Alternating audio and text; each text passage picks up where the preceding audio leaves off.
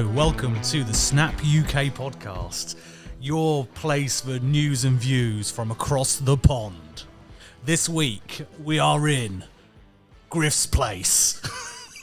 And I have with me Jim. Hello. Griff. Hello. I have Johnny Thrash. Hello. And in a fine example of the pot calling the kettle black, I'm going to say Gary's not here, and that's unacceptable. How dare he take a holiday? Exactly. Completely unreasonable. Main thing is this intro's gone really smooth after you volunteered to do it. Exactly. I was going to do an ASMR introduction, but apparently I was shot down. Wow. I think it has legs for next week, though. I also like the fact that means Paul's going to turn up next week. So it sounds. Shall I take it from here? So apparently there was some football. Lots and lots of football. And apparently the results were ridiculous, I've heard. Some of them were. How much of this have you watched? I dabbled. Excellent. I will take the lead from here. So, it's been an upside down week in some circumstances, but in other places, we're very much back on track with teams that we thought would be good, that were terrible last week, and now have showed us their true colours, I feel. We're going to dive straight in with what may have been one of the games of the season very early on. Kansas City going down 35-36 to the Ravens, who finally get the monkey off their back of not being able to overcome the Chiefs. Okay, carry on. It's 2 weeks into the new season, and the Chiefs have basically been in the game of the week both times. So, I hope to see a whole 16 weeks of game of the weeks from the Chiefs. Do you not think it might be because as much as their offense is brilliant, their defense is not very good? Yeah. You could say that for both teams, though, couldn't you? Absolutely. This is a real offensive slug out, this was, and defense not really coming to play at all in this game until the final possession of the Chiefs game when Clyde Edwards-Helaire fumbled the ball. Clyde Edwards hilarious, if you ask me. I'll let myself out. Sorry. That was the chirping noise. For those of us who can't hear because we don't have our headphones on. Look, this was this game could have gone either way. It looked for all the world like the Chiefs were going to march down the field and take the win here. And actually, Edwards-Helaire fumbles the ball, and Lamar and Harbaugh have a shouting match from the side to decide whether or not they're going to go for it on 4th and 1. And the confidence shown in Lamar was incredible. Which anywhere else in the world other than on a football pitch, those two would have a fight. Do you want to go for it? Do you want to go for it? Do you want to go for it? I think he was just trying to get his point across. I don't think he was angry. No, I don't think he was angry, but it was interesting to see a man, I don't know how old Harbaugh is, in his 50s. Yeah. Basically deferring to a guy who is still a very young man and who hasn't been able to overcome the Chiefs in his career at all. On the flip side, he did, before that point, he had 105 rushing yards and 2 rushing touchdowns. So he had the Chiefs' numbers on the rushing game pretty much the whole game. And I know we're only 2 games into the season, but he's number 3 or 4 in total rushing yards across the league now. It showed, I think after a number of seasons now, Harbaugh and Lamar Jackson should be intertwined as such. They should know what each other's good at. They should be able to. He should have confidence in Jackson's ability to read the play, to read what's going on, read the situation, understand the situation. And if Jackson wants to go for it and he's feeling comfortable, then Harbaugh just has to let him. I agree with the call. Like there was still a minute and 20 left on the clock. I think around about that. Yeah, it was a minute or so. Yeah. Yeah, and I think if we've seen it before with Brady. Mahomes is that type of player. If you give him the ball with that long left, with how he was playing on offense and how the Ravens were playing on defense, that's a big risk, isn't it? Even when they only had 1 point up, he only has to get to the 30-yard line. Yeah. It's just really good to see a team going, I know, kind of backtracking a little bit on points we've made possibly in the last 2 years, but a team going all in on a quarterback. He was picked last in the first round in the draft, wasn't he? So there was plenty of teams that could have had the opportunity to go for Lamar. But it's lovely seeing the Ravens actually rebuild the team around him, really give him the impetus. And this proves it further. They just as an organisation, they trust their quarterback. And I can't think of many teams that have that level of trust in their quarterback. Probably other than Tampa, because apparently he's the coach, the GM, and everything. I mean, I'd say Kansas as well. With Mahomes. Yes, it's the guy on the other side of the pitch. But yeah, I mean, it's nice. It's good coaching as well to talk to the guy who's going to be running the play. You know, if he feels he can do it, you know, then yeah. And Lamar's a confident guy, so you know he is going to, I imagine, go for it. But you'd always hope that if he felt that, do you know what, you know, I think they've got us pegged here, then yeah, he'd defer and you know, they'd punt it away and rely on defence. But I'm kind of glad they didn't have to do that, because you wouldn't trust. Well, the Baltimore defence isn't what it was in the Super Bowl wins a few years ago, and I mean, if you're going to give Mahomes a minute, he can destroy you, especially with Kelsey on form like he was. Yeah. Yeah, Kelsey's running. Well, I say running touchdown. 46-yard slalom run. Okay, it was brilliant by Kelsey.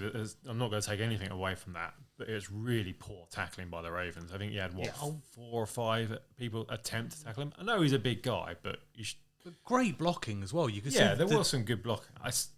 I mean, there's other examples of it this week with Damien Harris in New England. Some of the tackling we've seen this season so far hasn't been very good. Yeah, it was a point where Damien Harris scored, and I can't remember who else. So basically, the same touchdown of basically just awful defense. I mean, let's be fair.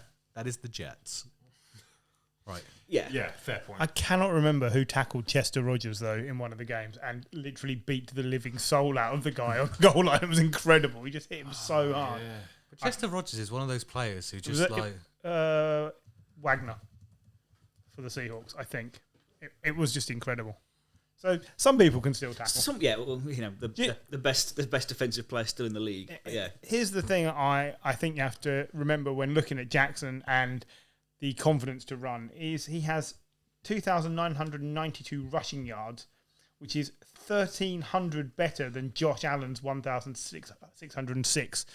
To be fair, Josh Allen's a quarterback, though. Well, this is the thing. Obviously, the two were taken the same year. And Lamar is also already the 13th best ever rushing quarterback. Yeah. That's incredible. He's incredible. I think you forget that he was one of that 6, don't you? Because of how well he's done. Because of his MVP. I forget he was part of those 6, even though he was the last one picked, and I've just made reference to it 5 minutes ago. 5. Who was the 6th, Paul? Was that the year you wanted to take Will Greer? I think. No, that was the year after. But the year after. 5. Will Greer's always had a special place in my heart. It's a good job somebody likes him.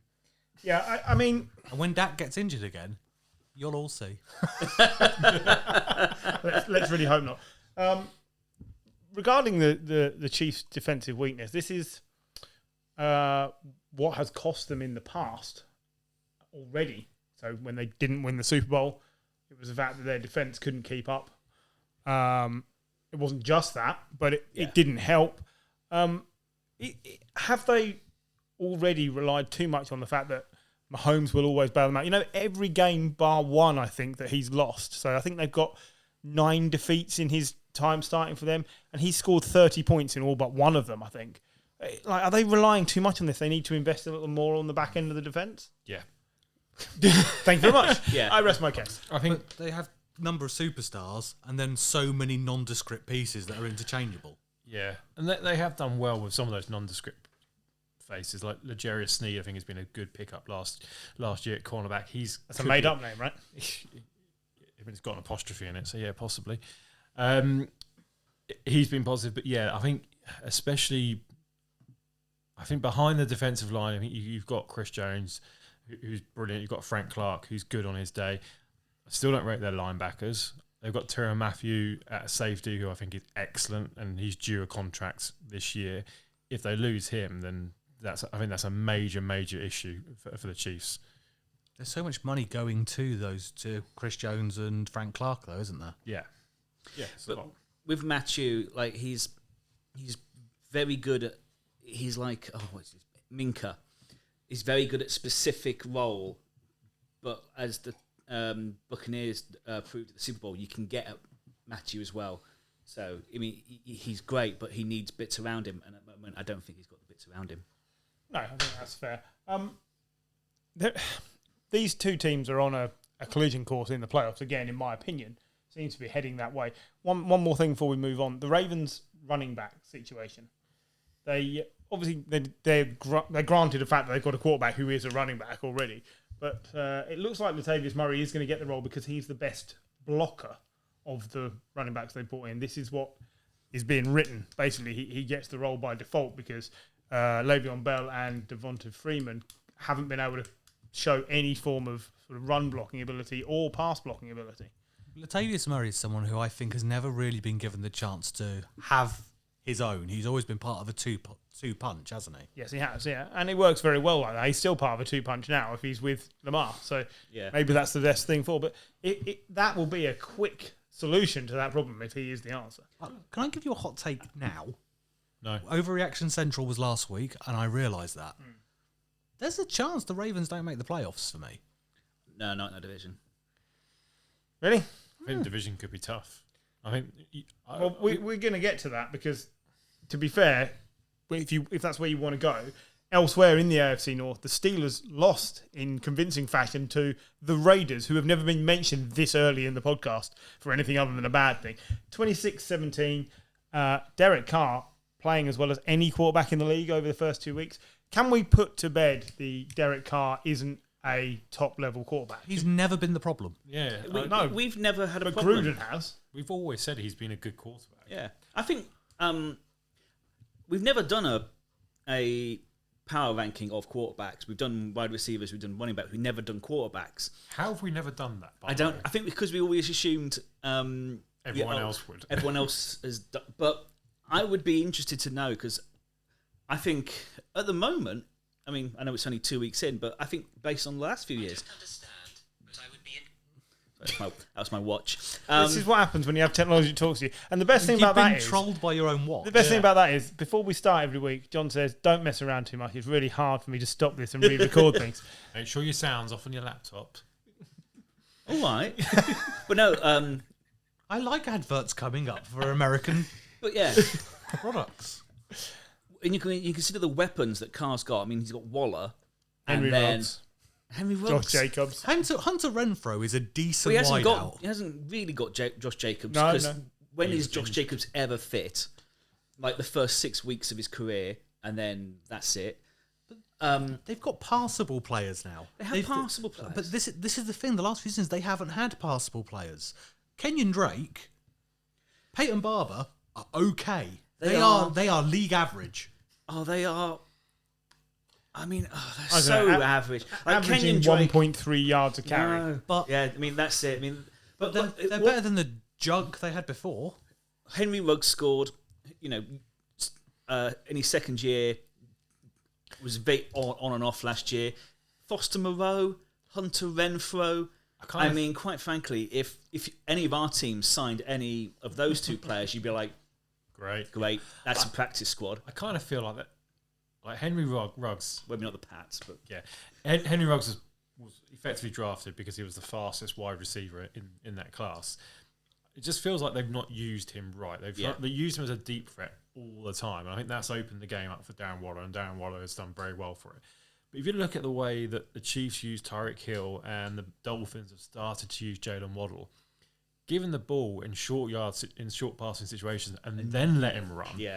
And that's why I'd like to see more of that from Henry Ruggs. Now, saying that, he did have a good game on Sunday. 5 catches, 113 yards and a touchdown. That's brilliant. Yeah. If But I 61 of those yards came on a long bomb.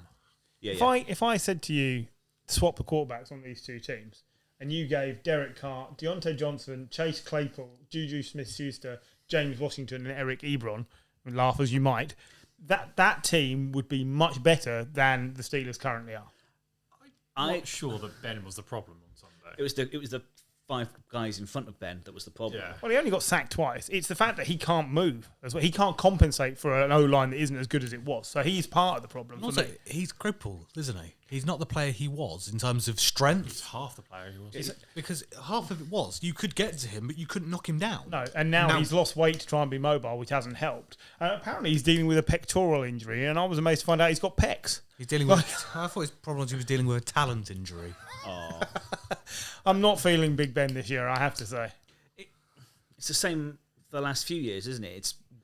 But at least he doesn't have the line to protect him anymore. No. And he's very good. Like the last few years, he gets the ball out really quickly, but I don't think that's enough. And Najee Harris can't help him. I mean, Najee Harris looks a talent, but 3.8 yards of carry on 10 carries. And that one of the nastiest handoffs. 5 catches, 43 yards as well. Yeah. And that's what he's there for. There was something else, a big piece missing from the Steelers on Sunday, and that was Devin Bush didn't play. Yeah. He was inactive, and I think that changes that whole Steeler defense. And then TJ Watt went out injured. That, he's effectively defensive player of the year. Pretty much everyone's kind of convinced that he will be, because if he carries on playing as he is. Take those two pieces out of that defense, and you're losing 2 leaders, but you're losing like the best 2 players on that defense. Have they said how Deontay Johnson is as well? He's fine. Carried off at the end. He's okay. He's okay. Okay, that's good. Good news for fantasy teams. I really think if they can't solve the O-line issue, then Paul's point about the Ravens not making the playoffs is void, because it will be the Steelers that crumble. Yeah. If they don't solve this O-line issue so that the running game can work, they will not be in contention for the playoffs. This is a confident Raiders team, though. This Raiders team is written off every year because they play in the division with the Chiefs, the Chargers, who have got one of the best young quarterbacks we've seen, and the Broncos, who have one of the best defence we see most of the years. For the last 15 years. And currently, you'd say the Raiders are not that far behind the Chiefs. They're playing very well. It's ridiculous. Well, they're ahead of the Chiefs. I mean, in terms of talent on the team, it's incredible. It's a great start for them. I don't particularly like what they've chosen to do there, but I like Derek Carr. I like Darren Waller. I don't have a problem with them being higher up this podcast and on everyone's lips. I have no problem with him being higher on the podcast. I'm a huge Derek Carr fan. I don't want to see him in the playoffs. It's a bit harsh. Do you remember the last time they made the playoffs in 2016? You didn't get to see him in the playoffs. No, he got his leg broken, didn't he? Yeah, that's was right. it Connor Cook? Yeah. Connor Cook. Was he the third choice? He was third choice because Matt McGloin got injured. Yeah. And Connor Cook was Matt McGloin, and he was the first quarterback ever to make his debut in the playoffs. Yeah. And he was shit. It might as well have been one of us turning up. Didn't they lose to Texans? Yeah. Yeah. Osweiler's Texans as well. Yeah. Wasn't it like Kendall Hinton coming in for the Broncos? Yes, you can play quarterback, but don't. But no, that was the start and end of Connor Cook's career. That's rough. He's never been seen since. We've said it before that the league is better when the Raiders are competitive, and right now, they're. Is it? I think it is. He's I lost think control so much. He's still going to Oakland every week. Didn't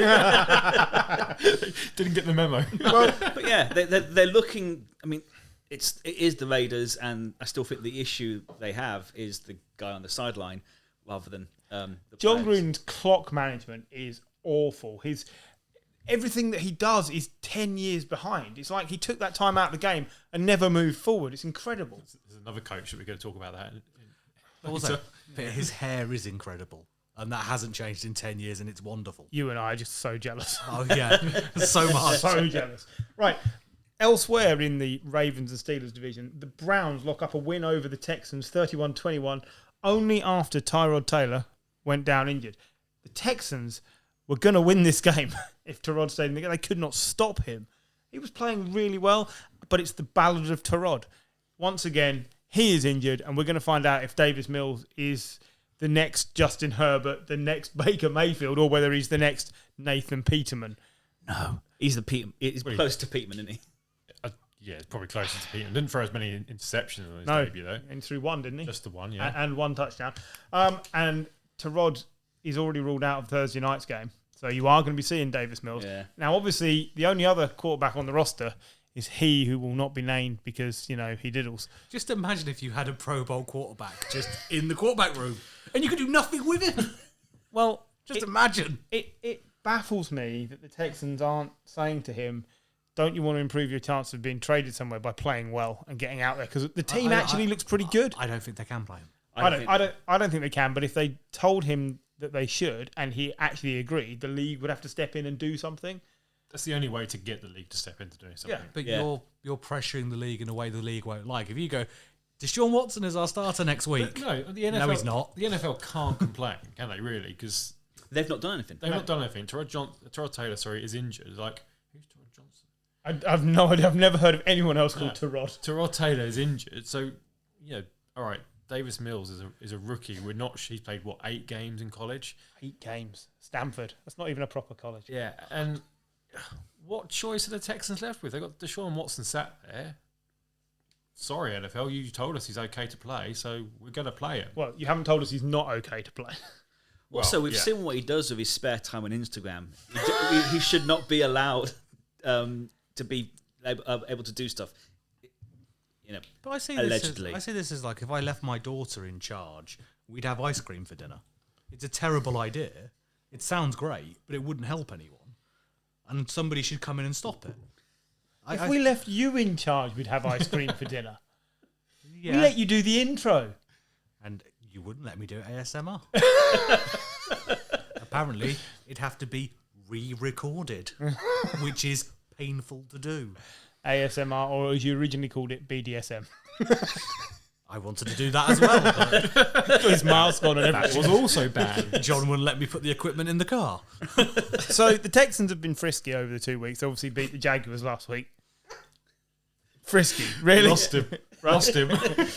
Following BDSM with the word frisky, and Paul's gone. So I'm gutted because I had the Texans down as the most obvious first pick in the draft next, and they've been. There's still time. they probably will, but they're passable.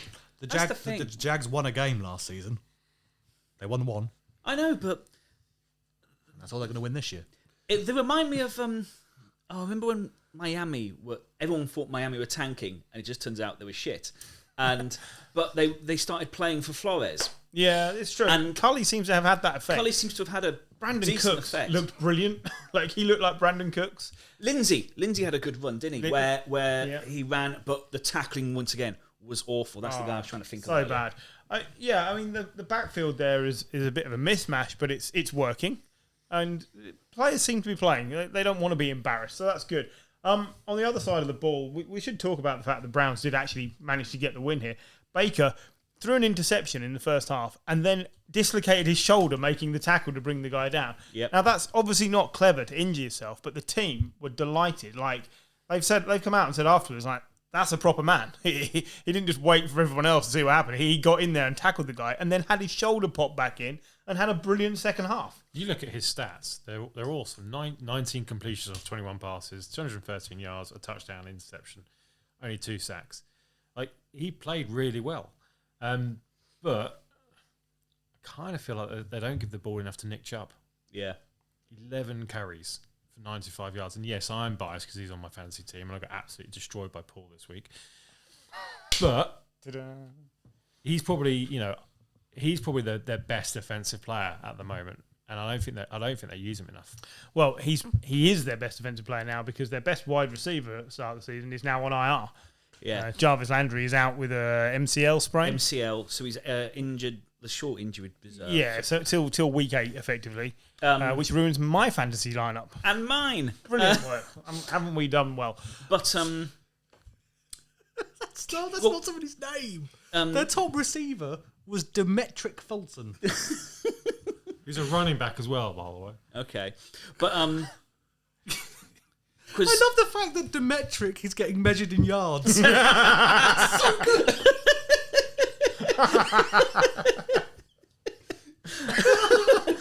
I think you should probably tweet him. I wonder if he'll even get the reference. But do you remember how Beckham got injured last year?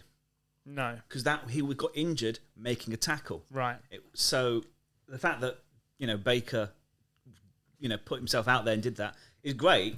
But it can be a disaster. I'm sure the trading staff were there thinking, "Fucking hell, not again." But yeah, I don't know if Beckham's back. Well, we were chatting about this earlier. I mean, I think I remember them saying he's fit, but he's not 100%. I think this could accelerate that. Yeah. To Different type of player. Yeah, exactly. I think we could see him playing on Sunday in place of Landry. Cool. But yeah, if you're getting yards out of Demetric Felton, then you're probably doing something right. They also have Donovan Peoples-Jones. Don't forget that. If he's not DPJ. If he's It's a not bad called, fumble, isn't he? if his He did. nickname is not System, I'm going to be Symmetric system. I'm going to be so angry. Just calls himself the system. That would be amazing. You should definitely get in touch with him. Right. From the Browns, we have to go to the bottom of the AFC North. The Bengals. Yeah. The Bengals lost 17-20 against the Bears, and it might have been Joe Burrow's worst game. He threw a hat-trick of Worst picks. game that he's finished. Yeah. A hat-trick of picks on consecutive passes, which is not good in anybody's book. Not actually the worst performance of the weekend. We'll get to that much later. But do you know who the best quarterback was on display in this game? It was Andy Dalton, and then he got injured. Justin Fields came in, and I don't know, just didn't look ready. I mean, the Bengals are not a terrible defence, and he is a rookie, so fair enough. But the Bengals fans were more or less cheering when Dalton went off. And actually, if he'd have stayed in the game, they'd have cruised this. Yeah. Yeah. But Dalton was never the problem in Cincinnati. And I think they've got an affiliation with that man, a kinship with him. Oh, yeah, the Bengals fans probably love him, but it's the fact that the Bears fans couldn't wait to see him gone, and then Justin Fields could have given this game away. I'm sure anyone loves Well, it's Darwin. the same with a lot of fans. You've got to be careful what you wish for because, I mean, basically they've rushed. He didn't look ready. It's his second week in the NFL. You know, a playbook not probably built around him. I was going to say, they're very different players, aren't they? Yeah. I wouldn't expect Justin Fields to come in and run Andy Dalton's playbook. Yeah.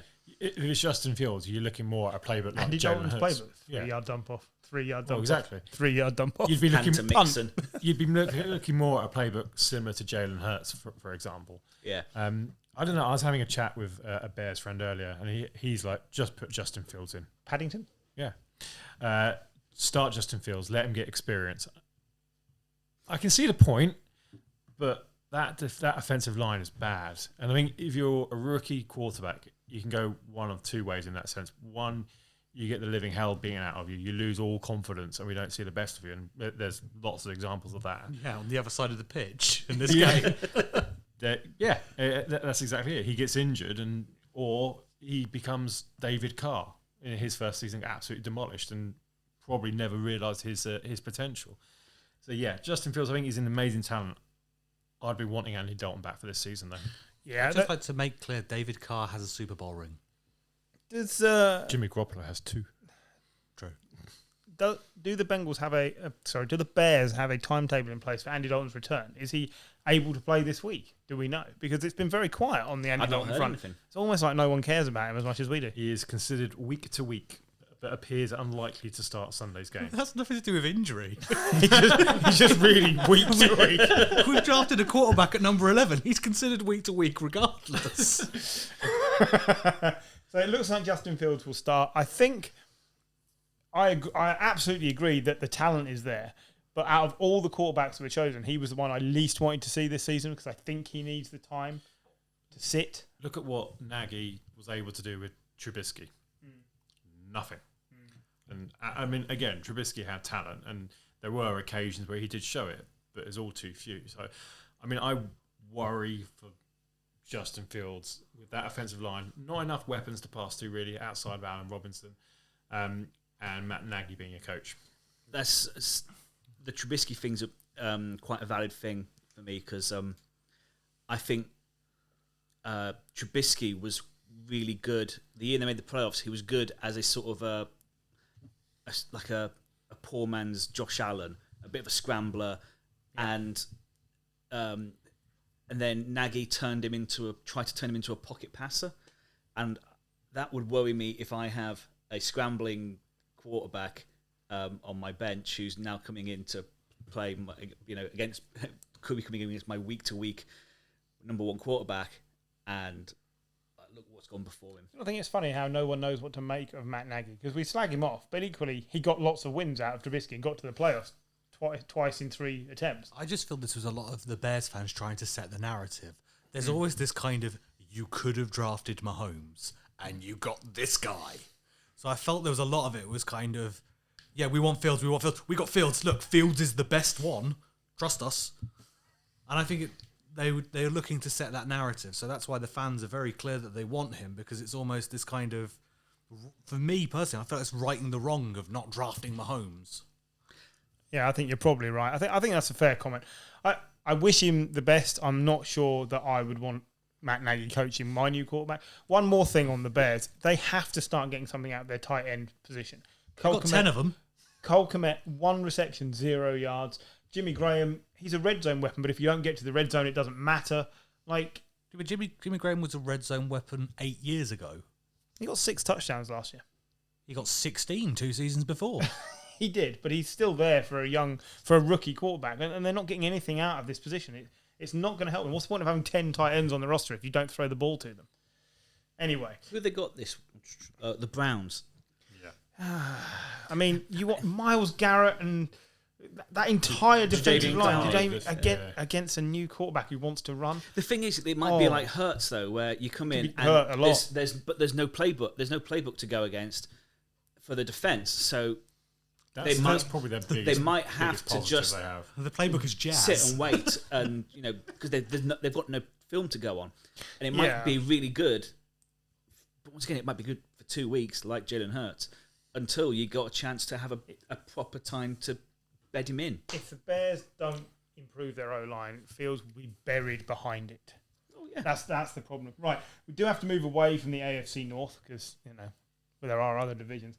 The Carolina Panthers moved to 2-0 with a 26-7 beatdown of the Saints.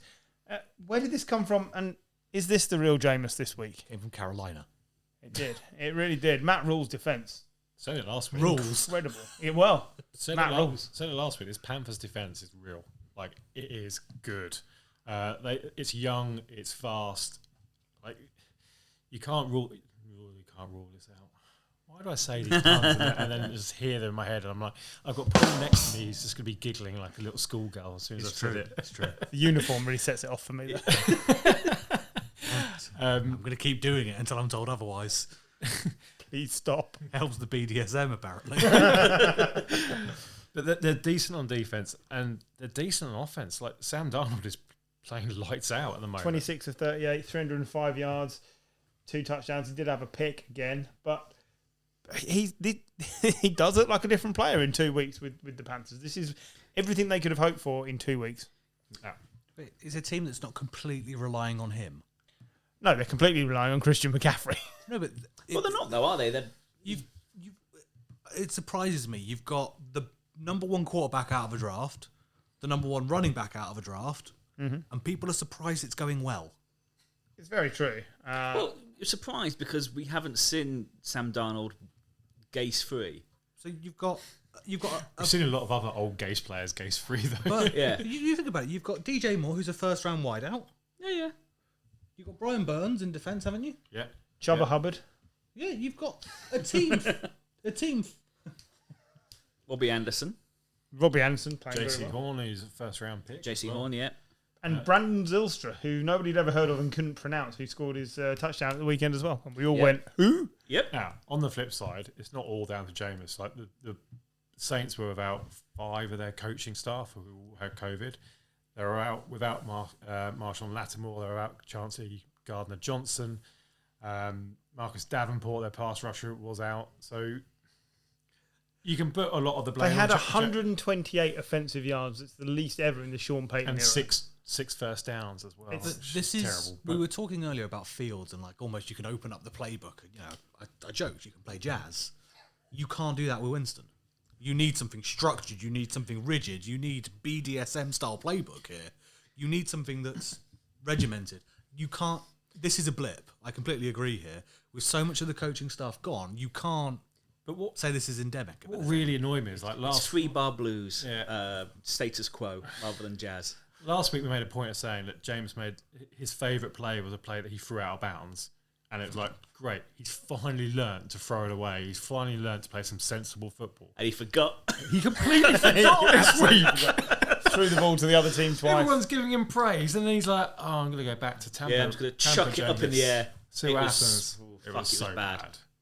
It was it was peak Jameis. But 5 yards out of Kamara. Yeah, I was going to say. So eight carries for 5 yards, 0.6 yards average. I mean, nothing went right. The O-line was struggling. The coaching must have been a large part of the issue. I grant you, and it's unlucky, and it's happened.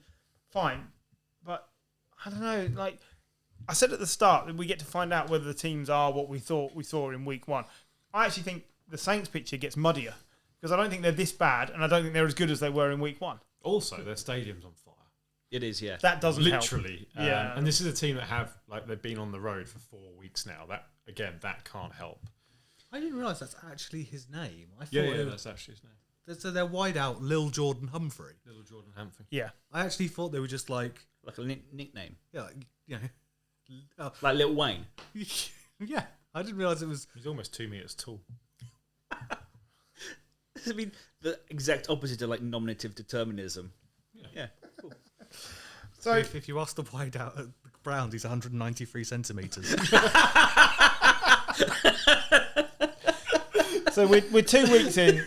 You guys have already said what you think about the AFC North. Tell me, yes or no? No fence sitting, Farrow, right? Panthers in with a shot of the playoffs in the last week of the season. Yes or no? Yes. Yes. And I also think yes. This is incredible because I did not have them down to be this good, but they look really good, and I'm actually excited about them. Yeah, I thought did that'd not. be a sneaky. I mean, I think it's Tampa's division to lose. Of course. I think Panthers are a sneaky wild card player though. Well, let's have a look then at the Bucs, because the reason why this victory for the Panthers is so key is because the Buccaneers continue to dominate the NFC South, destroying the Falcons 48-25. 75-year-old Tom Brady throws 5 touchdowns, and Gronk looks like being peak Gronk from like 2014, 15, 16. I mean, do we know? Because at no point did the Falcons defend him. He's 6'8". No, but exactly. He was 6'8". free twice. It was ridiculous. I think within the first 2 minutes, he just strolls into the end zone. Backs a guy off. I think, but Brady misses the throw to Brown. And then next play, once again, he just strolls for 25 yards into the end zone, turns around, catches the ball. 101st touchdown from Brady to but Gronk. you've also got to cover Mike Evans, Chris Godwin, Oh, I know. Antonio Brown. I know. 4 tight ends. I think what John is saying is Gronk is so slow that you should be able to cover him with anyone on the team, and yet it's like Pete Gronk. There's only so many backs you can have. You have to put a linebacker on him, Yeah. and even then, it's not going to be as good in pass coverage. I know, but yeah, he it was just the amount of space that he got was hilarious. The thing is, the Falcons did get to Brady. They sacked him 3 times, which is a lot for Brady. He doesn't often get sacked that much. You know, he tends to get rid of the ball quicker than that. But one of the things I saw, I watched quite a lot of this game because I quite like watching Brady still. One of the things I saw was at one point. Is it like watching an ex-girlfriend? I'm not doing that again. That was very upsetting. I think it was Deontay Fowler. I think it was Fowler that came straight through the middle of the Bucs O-line and was absolutely lasering in for a sack. And Leonard Fournette just got a hip.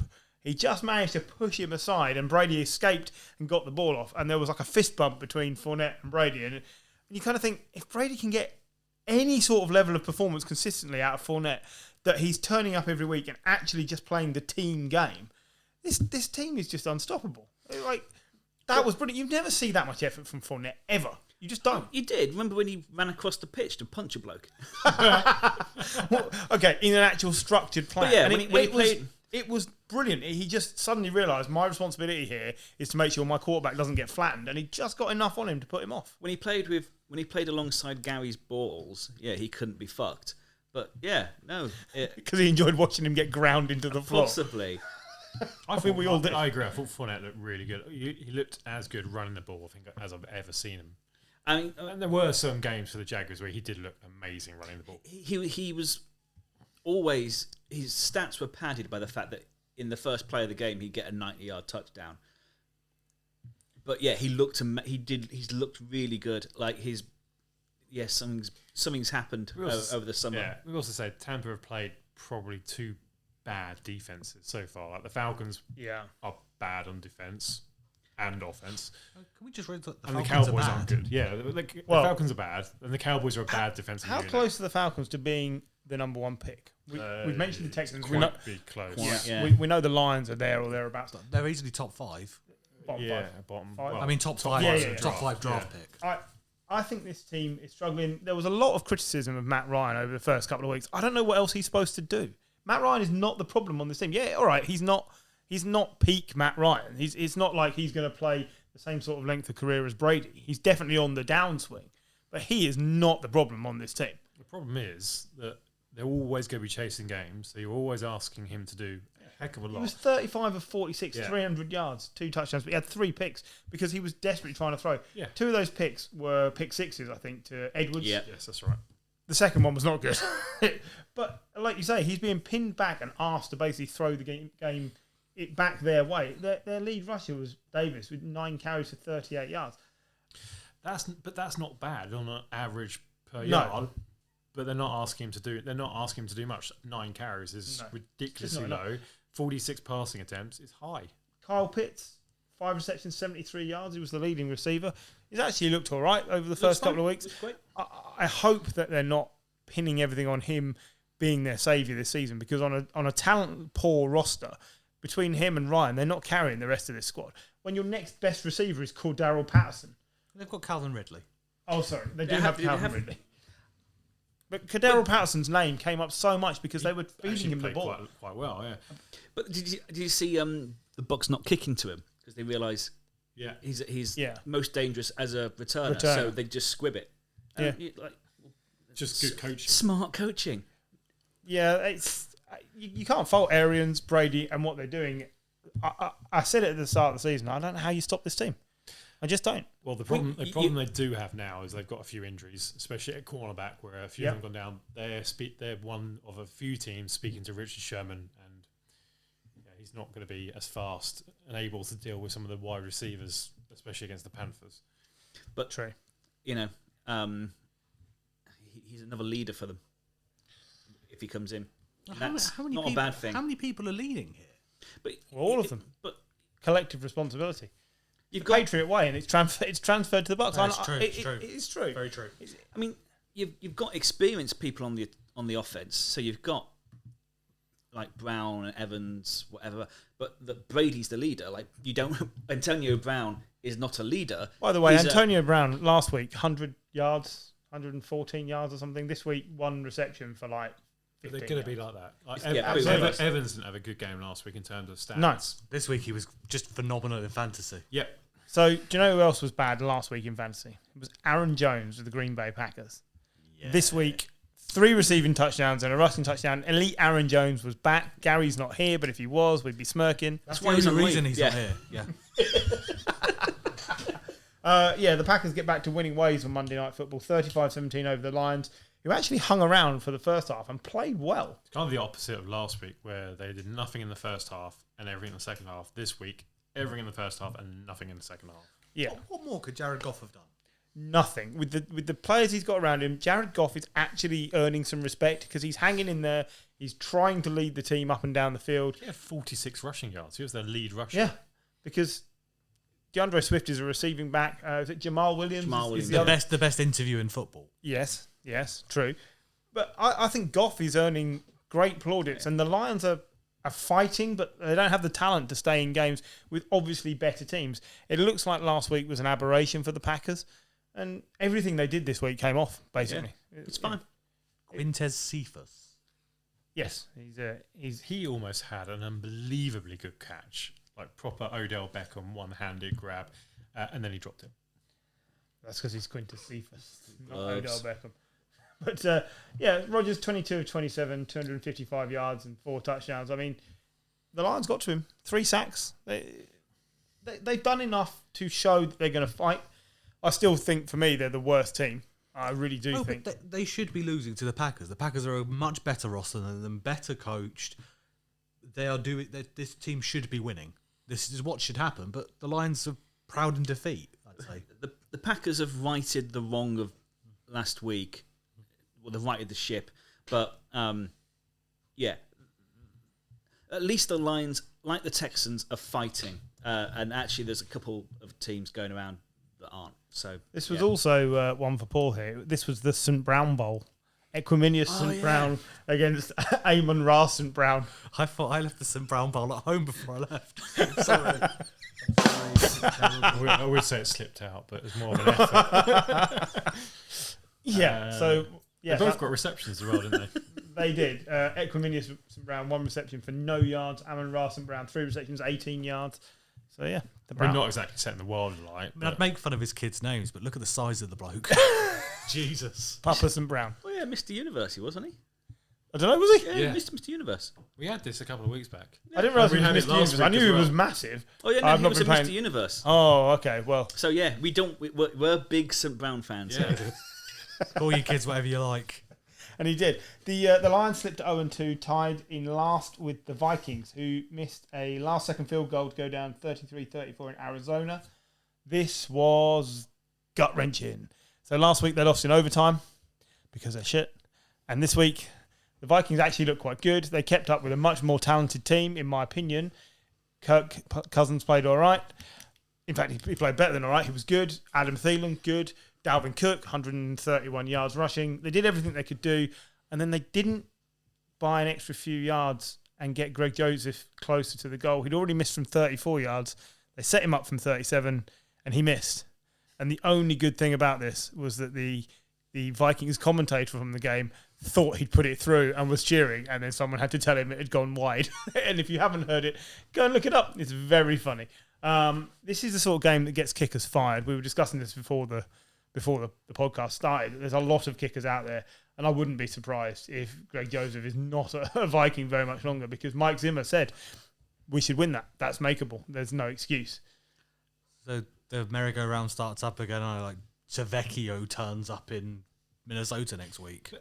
Okay, yeah, everyone's going to be talking about the kicker, and within some reason, all right, I'll accept that. But you still gave away 34 points. You had a lead. Oh yeah, and you got one of the best running backs in the league. Danielle Hunter was amazing as pass rush. You look at some of the big plays they gave away against Cardinals, and you're like, hell's going on there? Yeah. Like Rondale Moore completely open for his touchdown. I just want to point out, John, you were right. I had him down as a first round talent. You did. And I got laughed at. I laughed at you. No, the person who laughed at me is not in the room. But he was first round talent. He had injury issues. I had him, I was told. He would be a good pickup for any fantasy team, I think, at the moment. Yes. And he's being used in the same way that we discussed earlier around Tyreek Hill and how Henry Huggs should be used. Yes, he does go long on occasions, but they give him the ball and let him run because he's so quick. Yeah. But you've got the ability to, because you've got Christian Kirk and Hopkins. And AJ Green. Nuke Hopkins again, though. Just what? That is incredible. It does help when your quarterback's completing 29 of 36 for 400 yards. This was one of the best passing games, if not the best passing game I've seen out of Kyler Murray. He also threw 2 pretty bad interceptions. And therein lies the problem. He is not the finished article. People want to throw him into the MVP race, and there's a reason why he won't win it, because the decision-making is still that of a young, inexperienced player. They can't all be Patrick Mahomes. Oh, he's just going to come up short. That's the problem. Sweet, merciful Jesus. Did you at least give me the Good, thank you. I saw him press the button. But this is, Mike Zimmer, defensive-minded coach. That defense is just still not good enough. No, Zimmer's seat is truly on fire. I really think. Yeah. Well, to be fair, they've brought in some good acquisitions. Patrick Peterson has been brought in to lose his receiver in possession and give away a touchdown every game. Yep. Which is nice. And to do it against Arizona, even more so. In Arizona. Yeah. It's good of him. No. It's, I don't know. I thought the Vikings, every year, I think they should do better than they are able to put on the field. And Mike Zimmer has to be part of that problem. It's diminishing returns every year as well. They should be better, but actually they're getting worse. Can we talk about Prater's leg? It's going to come up today with kickers. So we're saying Greg Joseph missed 2 field goals for the Vikings.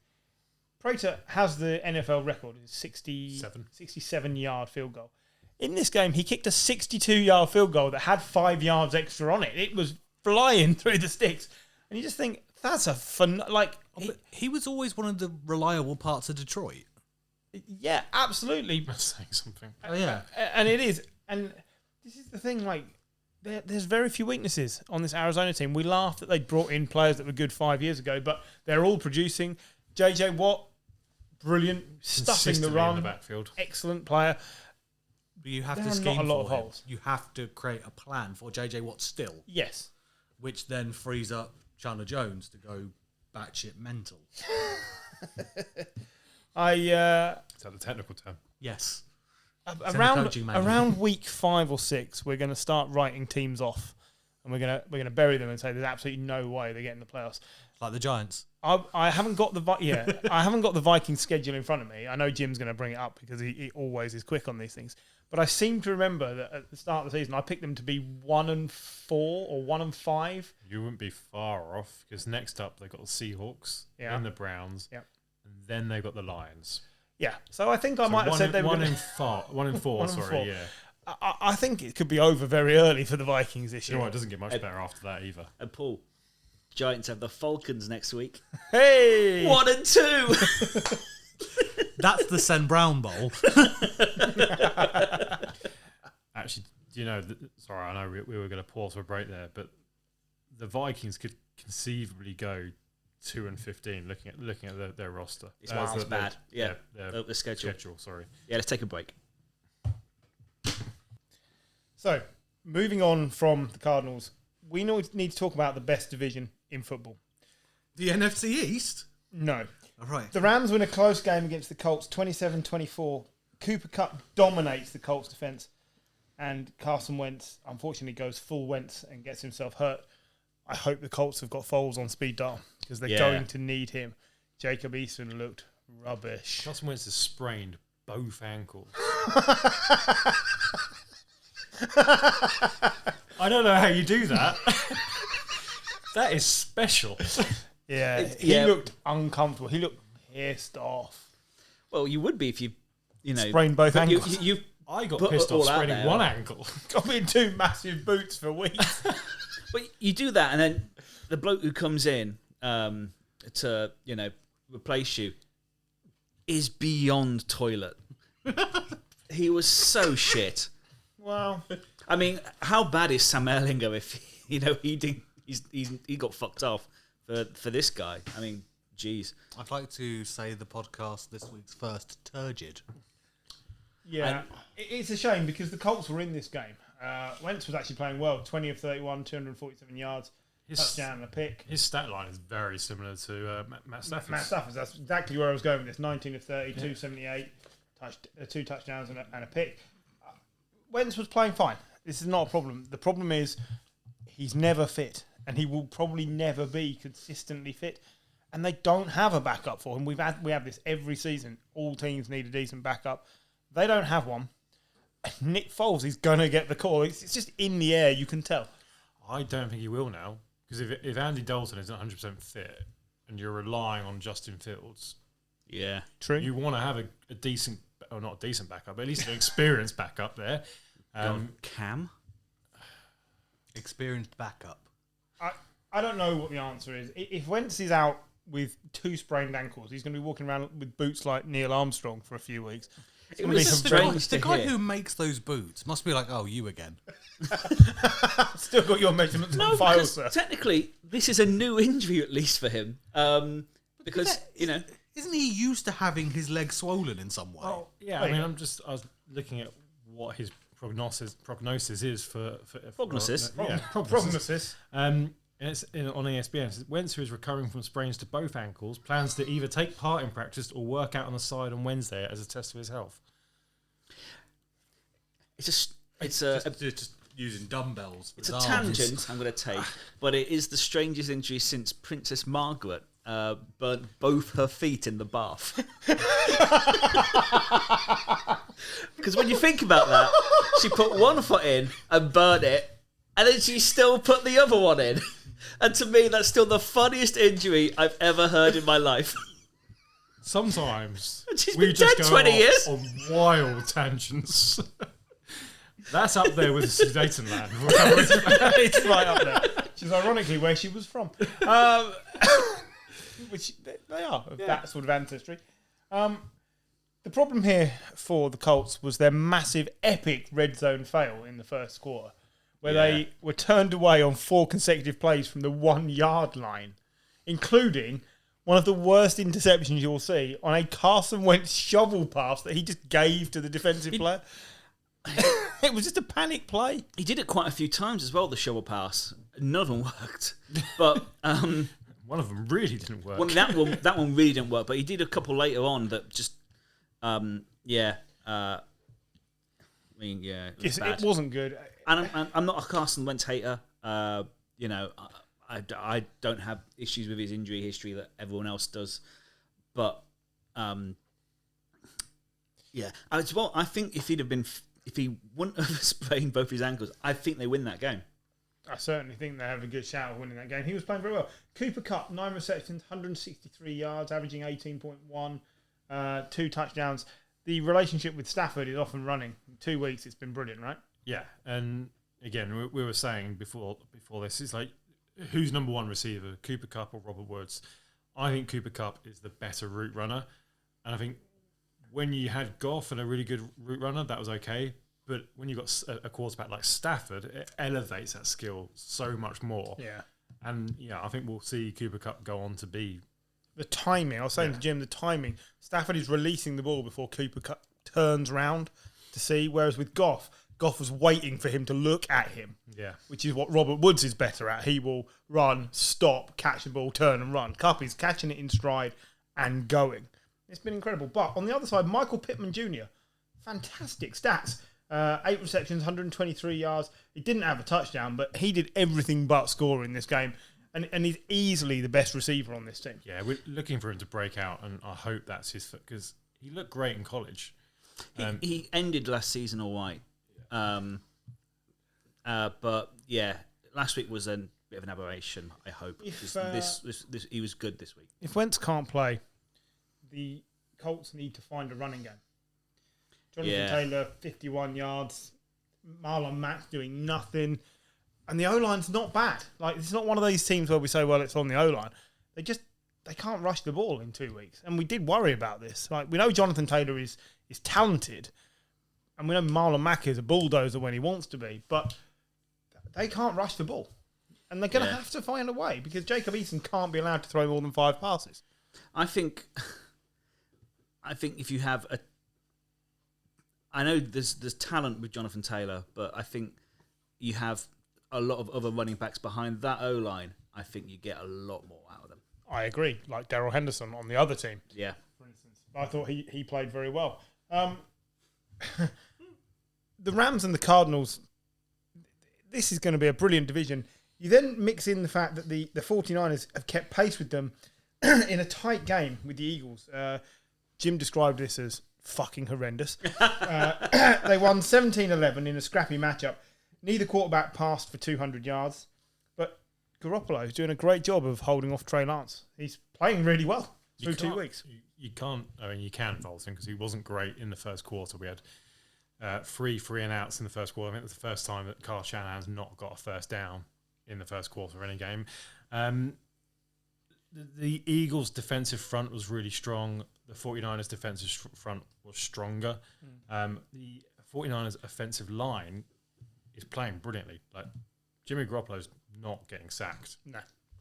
I think that's the biggest difference. If he's got time, he's a brilliant quarterback. Yeah. He is. It's when you hurry him, he makes. Yeah. And the Eagles they were getting close to him, and I think that was panicking him in the first quarter, and he hadn't quite found his rhythm in those first few plays. But unfortunately for the Eagles, as soon as Brandon Graham went off injured, unfortunately he's out for the rest of the season. That is a disaster. That's a disaster. That changed. The 49ers quickly marched down the field and went in at the half 7-3 up, and hadn't played any better than the Eagles. Certainly didn't deserve to have a lead, I don't think. And then in the second half, they just controlled the clock.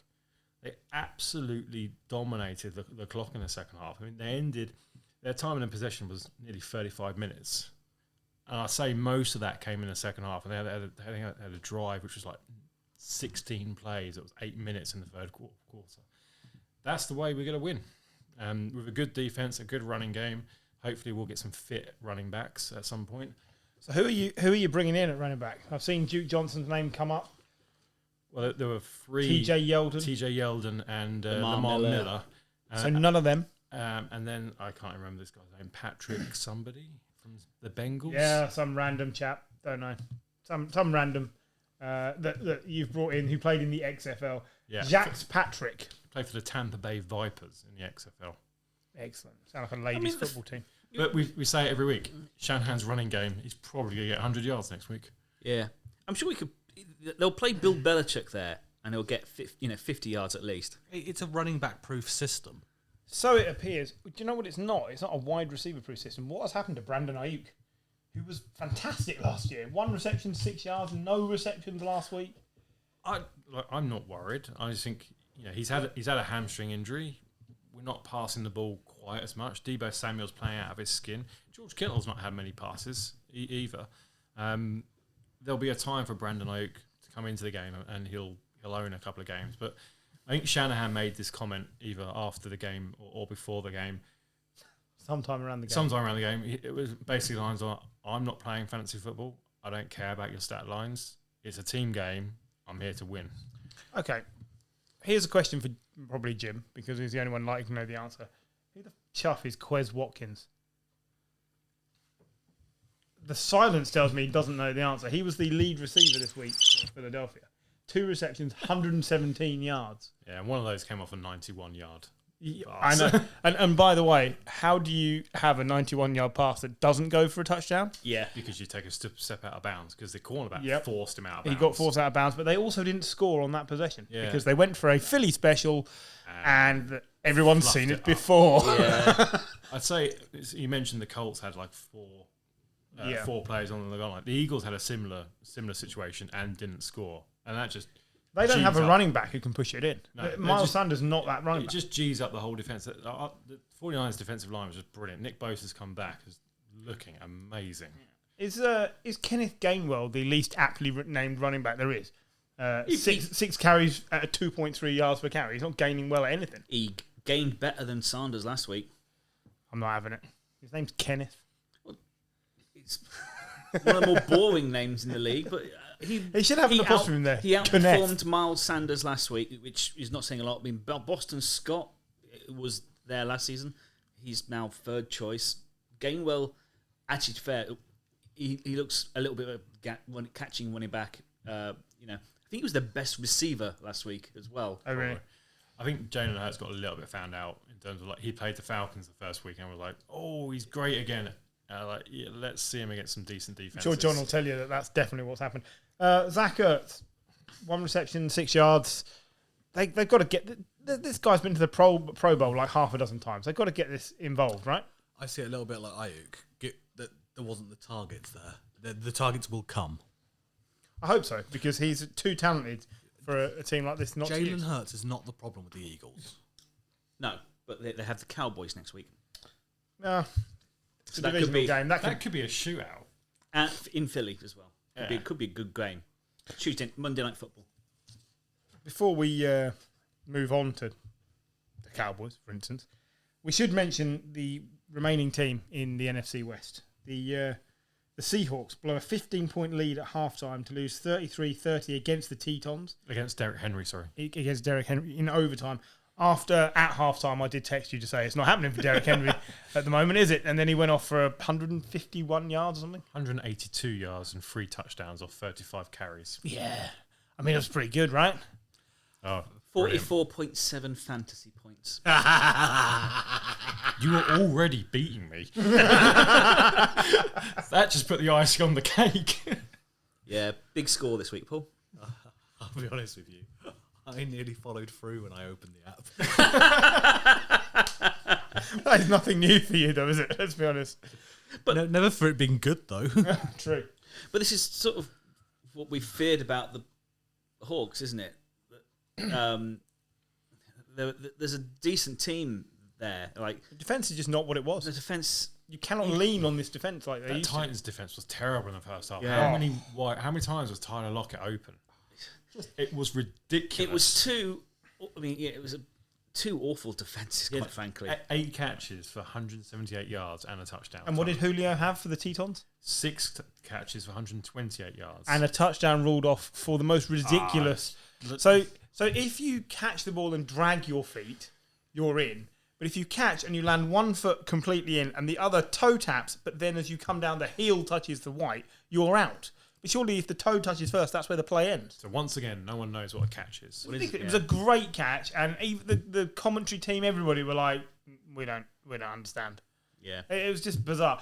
But Julio turned up after last week when he didn't seem to be in rhythm. Perhaps it's just a time thing. Because we know he's a great player. He's still a wonderful receiver. So yeah, I always got a feeling, it was going to take time. But the Tetons nearly threw this away, but this is the sort of win they needed to prove that they can stamp their authority on a game. A team full of wonderful receivers and the best running back in the league beat a pretty shoddy defense. I see what you're saying, but I agree. You got to do it. But I mean, let's not. On the other side, they had Russell Wilson, along with 2 of the best receivers in the league, and a above average running back against one of the worst defenses in the league. I mean, the game absolutely flipped at half time. Like, you look at how the points are scored. Oh, yeah. It's all Seattle. 15-7 at half, 15-7 or 15-3 at half time, something like that. More than that. It was a 15-point lead at 24-9 yeah. at half time. And then it just flipped. And the Seahawks only scored 6 points in the second half. One of those games you auto sim on Madden and just get furious with at the end. Yes. Yeah. No, it was. But it was what we've said about both teams. They can score, but I don't think they can stop other teams scoring. No, I think not. It was a bit of a shootout. Speaking of shootouts, Thursday night football gave us a proper showdown between the New York Giants and the Washington football team. Paul, you're pointing at me. Daniel Jones was not the problem here. Oh, if you look, you'll not see any mention of Daniel Jones written in here at all. I thought Daniel Jones was excellent. I thought it was one of the best games I've seen him play. Yep. It was turnover free, and when he's turnover free, he's a viable quarterback. The problem is you only get 3 games a season where he doesn't turn the ball over. 250 passing yards, a yard short, I agree, but 250 passing yards, a touchdown, 95 rushing yards, and a rushing touchdown. Yeah. What more can that man do to show he's league quality? If you put... Do it next week. Yeah, if you change his name for Lamar Jackson on the stats, you'll be like, okay, that's Yeah, good. yeah. He just needs... what is he in, his 4th year or This is third? his 3rd year. He just needs to do it more than once or twice a season. He's got to do it over consecutive weeks. But that's fine. If he does this again next week, then yes, he's showing improvement, and that's He's got fine. the Falcons next week. It's as good a chance of any that he's going to have. It's a given. But, yeah, I mean, it was not turnovers, penalties. Penalty yardage killed us. Yeah. But the one thing I've loved about this game more than anything is there was that footage of Golladay screaming on the sidelines. Oh my God, he's screaming at Daniel Jones. He's come out, no, I was screaming at Coach Garrett. Oh, that's fine then. As we Carry all on. would, yeah. Carry on. Thank you. Well done. The Giants have started 0-2 for the how manyth time? 7th. I think it's 7 in 8. Yeah. It doesn't seem to matter who your coaching staff is. There is a talent issue with this team. And whilst I agree Daniel Jones played very well, Saquon is getting back into stride. You've got receiver Sterling Shepard's playing so well at the start of this season. Golladay rightly is angry because he's not really getting a look in as much as he should. There is some sort of disconnect. And a bit like we were saying earlier, when the Raiders are competitive, the league is better. It is time for New York to have a good team. Because New York needs a good team. It doesn't have to have both of them. But the Jets and the Giants both being 0-2. You look at the other side of the country, LA is obviously the comparison. I think they've now got 2 good teams. It's taken the charge a little while to get there. I completely agree. New York, for the market that it is, and for the fact that it gets a lot of TV games because it's such a big TV market, we need a good New York team. And to the Giants, Buffalo. Yeah, the Giants are closer than what the Jets are. So. Yeah, that's true. You say about the penalties killed you. Dustin Hopkins missed the game-winning field goal, but a penalty overturned the miss. I can't remember what the penalty was. It was something offside, I think. Which wasn't offside. Well, it was ridiculous, but it was marginal. Very tight. VAR decision, was It pretty much. But the point is, he then converted. Yeah. And we were saying about kickers earlier. Dustin Hopkins, good kicker, but you just cannot afford to give any team a second chance in this league. And that's what killed you. This was the Slayton drop. Also very bad. Like I say, you need to be finding Sterling Shepard as much as possible. The guy is easily the best receiver on this team. No, Galladay's the best receiver on this team.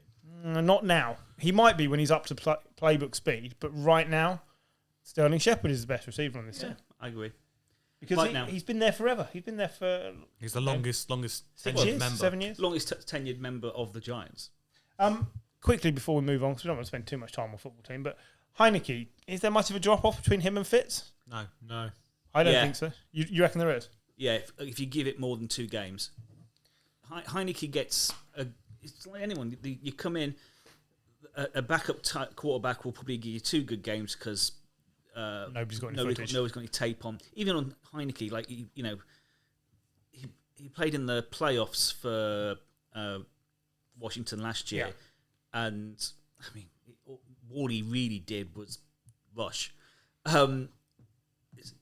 If Fitz isn't back by week 4, is he on IR? Yeah. So he's not going to be back by then. They get found out, and Fitz, if I reckon by game 4 everyone will be. Heineke isn't a talented player. Fitz is possibly missing the whole season. Can I just check what the schedule is for Washington? Over to Jim, because he always finds our schedules for us. But Heineke was 34 of 46 for 336 yards against what is supposed to be a good defence. That's what I'm saying. He played all right. Bills this week. Yeah, Bills, Falcons, Saints, Chiefs, Packers. Broncos, Bucks. It's not pretty, is It's it? not pretty, but yeah, if it's Fitz, I think Washington go to the. I reckon Washington have enough to go to playoffs. I said they would win the division with Fitz. But they won't now. But Heineke, no, I don't see it. He's going to get found out. He's not good enough. That's fair. Elsewhere in the NFC East, the Cowboys took care of the game by basically feasting on the generosity of the Chargers, who couldn't get out of their own way as the Cowboys win 20-17. Greg the Leg seals the win. Bearing in mind last week, not good from Greg the Leg. No, but the coach did everything he possibly could to give him the most horrible chance of trying to get Jesus. that kick. So still like, what, 50 you wanted to bring yards? Mike McCarthy up right at the start when we were talking about coaching decisions, and I heard you say, there'll be more later. Yeah. How is Mike McCarthy employed in this league? He's a Stone Age pedestrian. He won the Super Bowl once. One time. And he had Aaron Rodgers. If Dallas win games, it seems to be in spite of Mike McCarthy. Yeah, but John Gruden's dining out on a 10-year contract for stuff he was doing in the early 2000s. Very true. There's something about old white guys in the league. I just don't know what it is. But yeah, so Greg the Leg redeemed himself, and he is one of the best kickers in the league. So you should always give him a chance to come back. Pollard and Zeke working together. Yeah. I like it. I mean, they're both talented running backs. Very. They both offer something a little bit different to each other. Like Pollard's got that slightly more explosive speed, where Zeke's probably a bit more into the power game now. It's a good mix. If one's not working, the other one comes in and does the job for it. But They both work this week. They were both working on Sunday. I thought Makes the Cowboys a better team. Yeah. They should embrace Pollard and not be afraid to embrace it, because everybody knows eventually a running back has run their course. I'm not saying Zeke is out of time, but don't be afraid to mix it up with Pollard. Well, extend Zeke by using Pollard. Yeah, exactly. There's only so much tread on the tyres, isn't there? It's like Not everyone's Derrick Henry. They it's can't like what go forever. the Chargers did with Eckler and Gordon. Yeah. They had Gordon, and they didn't really want to stop using him because they paid him so much money. But Eckler was there, and the two of them together was one of the best running back duos we've seen. And this could be the same. Yeah. And also, keeping on the theme of tyres, Pollard coming up from mine will probably get rid of some of the spare tyres on Zeke. I mean, I wondered where that was possible. going. Zeke possible. looked Zeke looked fine. He looked back to basically before the sort of remember the ban. If he gets He gets 6-week ban, didn't he, for being? And he spent it sitting in KFC. But before then he looked amazing, and then afterwards he seemed less bothered. But he looked good this week. If he had that stat line every week, he'd have a great season. Yeah. That's true. Sorry, I was going to say the stat line that really cost the Chargers 12 penalties in the Yeah. game. Madness. Was it for 94 yards? 99 yards. 99 yards. But I mean, the Cowboys had Well, 8, which isn't the great. length. That's the length of the pitch. Yeah. got 99 yards, but a win ain't one. Not good. Justin Herbert, though, 31 of 41, 338 yards, all looking good. 2 interceptions. One of them was bad. Is there a good interception? Well, there are good plays by the Excusable. defense. It's excusable. Yeah, there are good Excusable, plays by the defense, and there are poor decisions. I said before the season, Justin Herbert can only go backwards this year because he was so good last year.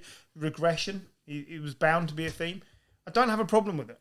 He is by far one of the most talented quarterbacks in the league, in my opinion. He is right up there in the top 10 quarterbacks in the league, but it's so early in his career, he's going to make mistakes. Paul's shaking his head. I think Herbert's brilliant. I think he was as well. There was one throw, which I think it might have been a touchdown to Mike Williams, and it was from one side of the pitch all the way up to, it was absolute laser, and they got called back for a penalty. And it was like the biggest shame is, 75% accuracy. I think Justin Herbert's the real deal.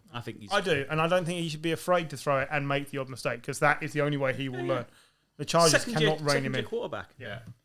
The Chargers next year will be a great team. I think this is another year of kind of building transition. It is, yeah. New coach. They've all got to get used to each other. If they keep those foundations in place, And they keep Doe and James fit. And erase the penalties. Yeah. There's lots of ands here. There's lots of Yeah. things they have to do. But at least there's the ands rather than ifs compared to throughout the rest of the league.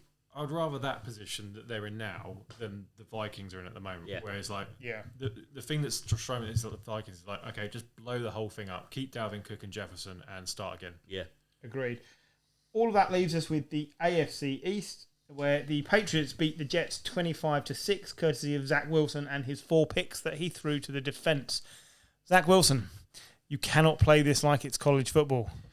But we've Bill Belichick will destroy all rookie quarterbacks. Yeah. You know, he's like 44-6 against rookie quarterbacks. Whatever. No, I get that, but it was the same mistake. Yeah, it's bad. It was, I want to win this. I want to win this. I want to win this. They should have been saying to him, sit down.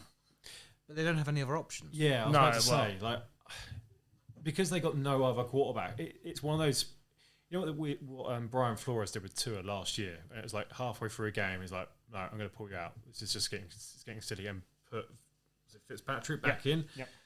That's kind of what the Jets needed to do with Zach Wilson, but there's no one else to go in. Like, No, it's true. It's not good. It's is it Cooper Rush? yeah. It's not good. Haven't they also got Trevor Simeon somewhere in the I organisation? believe he was in the building. Yeah, I mean he's probably serving coffee or something, but he is in the building. He cleans the dressing room. Like, if this was a few years ago with Darnold, Josh McCown would have gone in just to like save like the whole issue around confidence, and you're getting destroyed by a defensive masterpiece of Bill Belichick.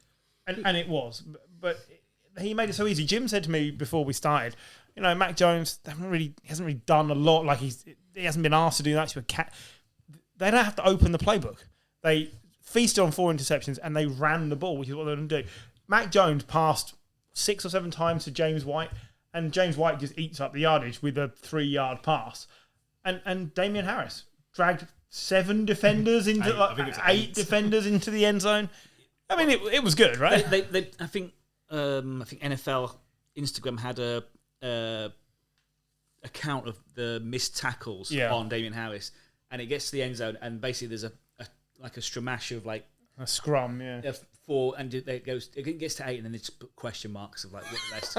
So he beats at least 8 men. He made up for the fumble last week, and do you know what? I was glad to see that Bill basically said, "No, you are the best running back. Don't fumble it again. Go out and lead the team, because this is the way the Patriots will win with Mac Jones."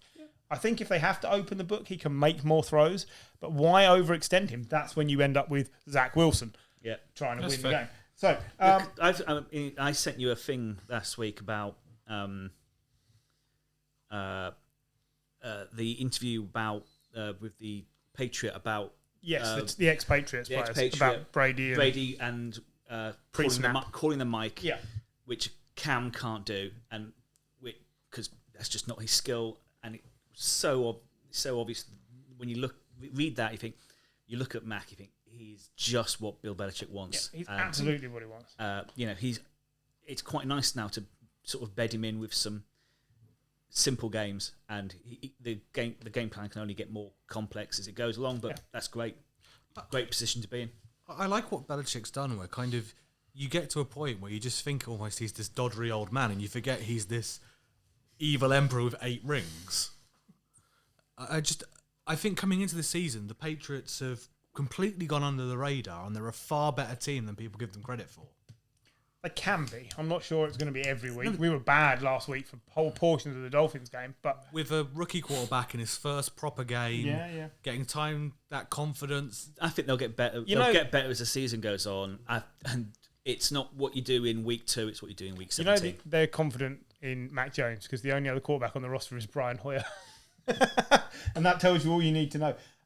Elsewhere in the AFC East, wow. It was the Bills' biggest win over the Dolphins ever. 35-0. Tua got injured. He's got bruised or broken ribs. They haven't confirmed yet. This was a bad look for the Dolphins. This is the first time in a year that the Dolphins have been properly beat up upon, and they got nothing going on. And the O-line sucked. Jacoby Brissett came in, and you thought, well, he's played plenty of games. He's an experienced player. He was sacked twice in the first 4 plays. I mean, to be honest, Jacoby Brissett is somebody you bring in because he's used to getting sacked on nearly every play. Yeah, but it was bad. There was nothing good. Like, I've got nothing good about the Dolphins, and I can't think the last time we said that. No, it was a poor game. And also, like, the Bills weren't that great either. No, that's it. Like, that scoreline really flatters them. Like, Josh Allen. But they didn't have to be. No, they didn't have to be. But like, it should have been 7 or 10-0, not 35-0. Isn't this the mark of champions to Yeah. talk about the Yeah. soccer cliche? How many times did we say this about the Patriots? Well, they weren't very good, but they squeaked to win, or they hammered somebody without doing anything. Or... Like, no one really stands out as doing anything tremendous. Oh god, yeah, that terrible running game they have with 3 touchdowns and 145 So yards. this was my key takeaway here. So Devin Singletary is getting the bulk of the carries, and he's racking up yards. And then Zach Moss comes on and scores 2 touchdowns for about 8 yards or something stupid. Yeah, you'd be really pissed if you had him in fantasy football. Imagine that. But, Furious. But other than that, not a lot. They didn't have to play well. I always think Singletary and Moss, when you look at them on paper, they should. It's like Pollard and Zeke. It's a big back to smash it in from goal line situations, and Devin Singletary is quick and he's going to get you yards. Yeah, Miami handed the game to them so early that They had to do nothing. what worries me, I World think. peace? Insulate Britain? Brexit, gas prices, but also I think there's a whole large portion of the Miami Twitter base have already given up on Tua. Yeah, I think so. There's been, like, if he's out injured, we should trade for Deshaun. Yeah, and people, I saw a couple of people going, "Oh man, Brissett's been so much better than Tua since he came in." Well, and I was like, "Bullshit." That's bullshit. My confidence levels in Tua's ability to stay fit. Yeah, I have confidence. Is waning now. Like, I wanted to give him the benefit of that. I always want rookie quarterbacks to be good because it's exciting. But we've said you have to accept that some of them aren't going to be good. Tua, I think, could be good, but he just can't stay fit. No, this is a problem. I mean, he's had 4 injuries seemingly since Wentz was last injured, and we keep going on about how injury prone Wentz is. So yeah, it isn't good to see. But I hope he's back next week because I think there's a talented player there. Apparently, it's day to day on his fitness, but. So same as always. That's a team that's been very bad for a few years, right? I know they've brought in Tua, they've brought in Jalen Waddle, they've brought in some decent players. They were on the edge of the playoffs last year. They seemed like they sort of hit rock bottom and then were coming back up, almost through good coaching, through Flores, through a sort of a team spirit as well. But I don't know if that, as a result like that, really takes a kicking to that. I've been a fan of the NFL since the Giants beat the Patriots for the first time. I watched that Super Bowl and that got me into it. The Dolphins have never been good the entire time I've been a fan of the NFL.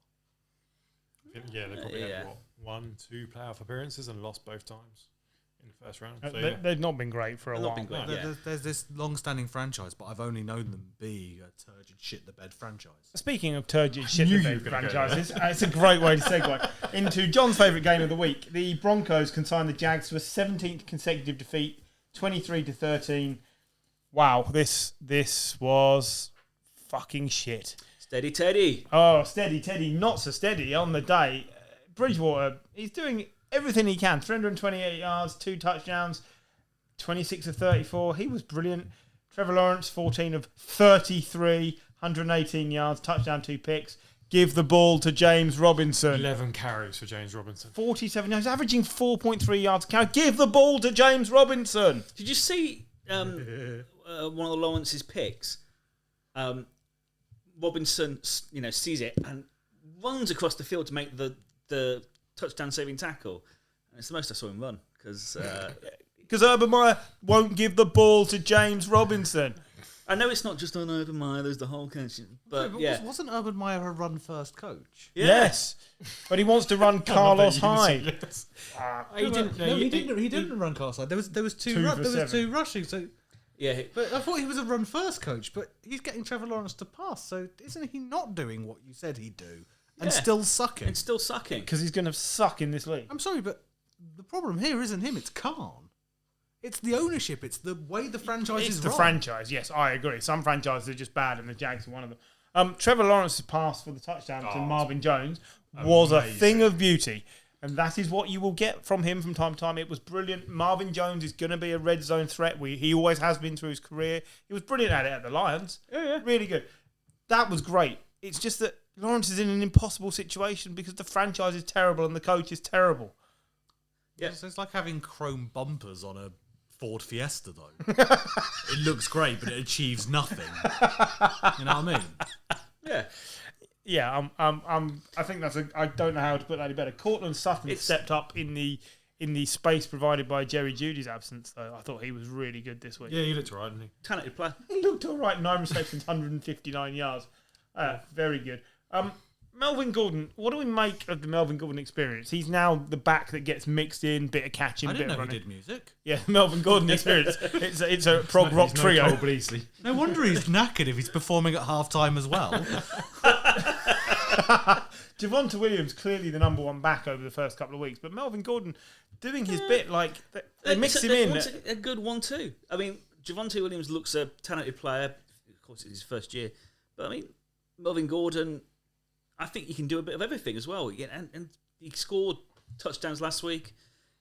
Not so much this week, but I think We'll just say it like I mean, the thing we were worried about with the Broncos this year was that the quarterback wasn't very inspiring, and even he, like Teddy Bridgewater, is being a good version of Teddy Bridgewater.